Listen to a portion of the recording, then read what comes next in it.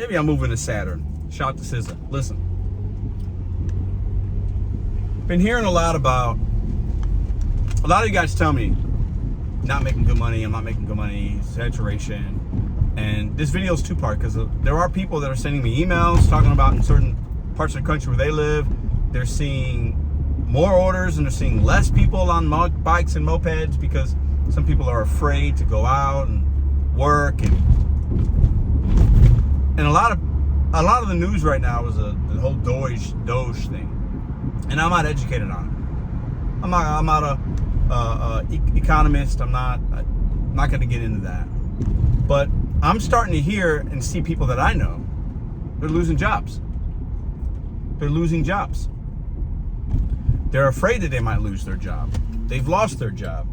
You know, there's reports out there from reputable sources saying, you know, these jobs have been cut. This person lost their job. And some of these people, hey, you know, maybe they were part of the fat that needed to be trimmed. I'm going to get to how this relates to the gig economy in 30 seconds here. Because there are companies that have these bloated salaries, student people, maybe there's lazy workers, you know, the budget's being mismanaged, and it's our taxpayers' dollars. And I get it on some levels, but also I'm not an expert. But I do see people that are almost like happy that people are losing jobs, which is odd to me. It makes no sense. Some people that have lost jobs will lose jobs. These aren't millionaires. These are people making $100,000, maybe they're making $50,000, maybe they're making more, but they have families, they have money, they spend money, they're trying to work a government job. And I think if we cut in a way that's not appropriate and not, you know, what's the old thing when you should always measure twice, cut once. You don't just cut and cut because it looks like you want to get it done. Because that board needs to be cut, so let's just cut it. Because nobody else is doing it, so let's cut it. You need to measure twice and cut once, right? And I'm not saying they're not doing that, but I don't know if they're doing that. My point is, think about what happened. Pandemic times. Because there's this sentiment and this thought of like, people use the word pre-pandemic driver or post-pandemic driver. I've been driving before the pandemic. Pedro's a pandemic driver. Okay, and? you want a cookie, you want a badge of honor because you've been doing it longer? That's irrelevant. Because what happened during that time, a lot of people came to this work because they lost their job. They were furloughed, they were laid off, right? And they had to make money.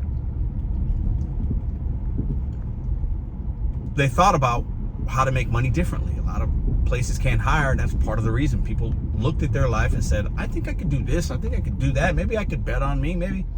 There's a good percentage of people that have done that, and they've shifted a career, changed how they look at things, changed how they looked at their money, spending less, tipping less, working a side hustle more to make up, to supplement. I feel like that's going to happen this year again. Not just because, you know, it could be a drop in a bucket of, you know, let's say 10,000 people lose their jobs or whatever, but the unemployment number is going to go up.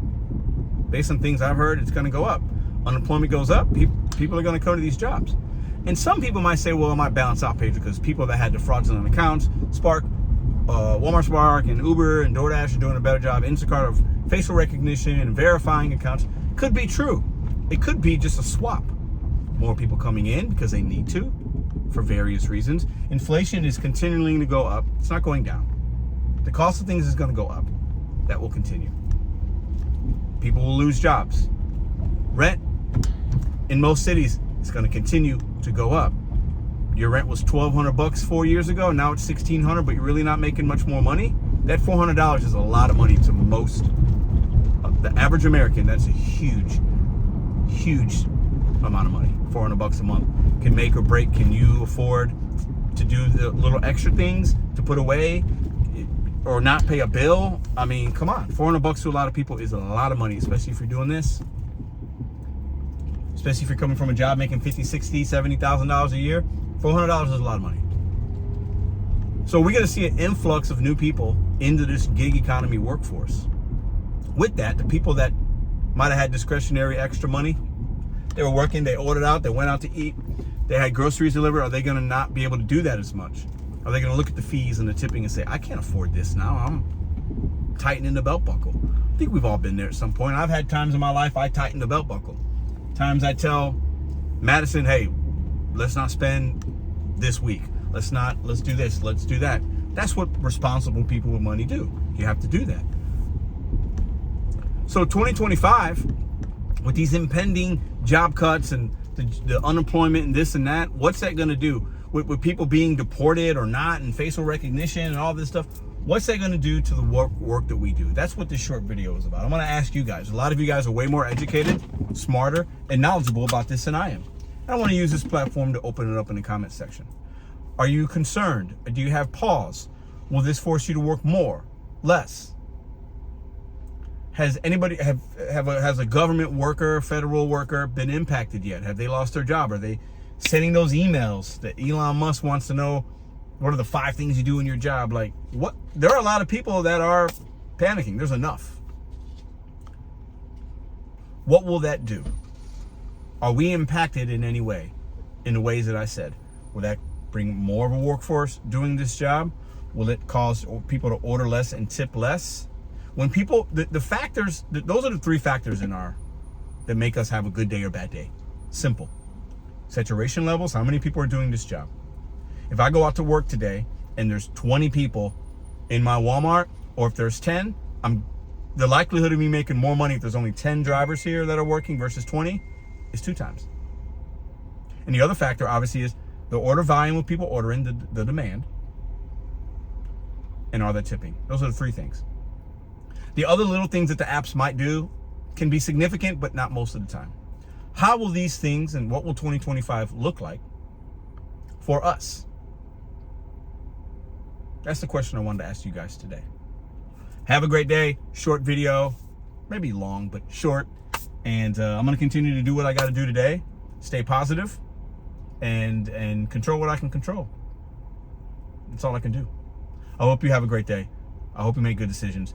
And I hope you don't have a family or a friend that has been impacted by any kind of layoff or whatever, because it's not just in federal. Corporations are doing it as well. The richer want to stay and keep their power and their money. History has shown us that in any civilization.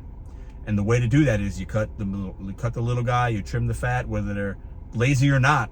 Sometimes it's that significant. Other times it's just, you're a great worker, we can't afford you anymore because we figured out that this AI program can help take your job, or this robot, or we're cutting back, or we're closing locations. Companies are, Americans are impacting, Americans are struggling. It's just a fact of the matter.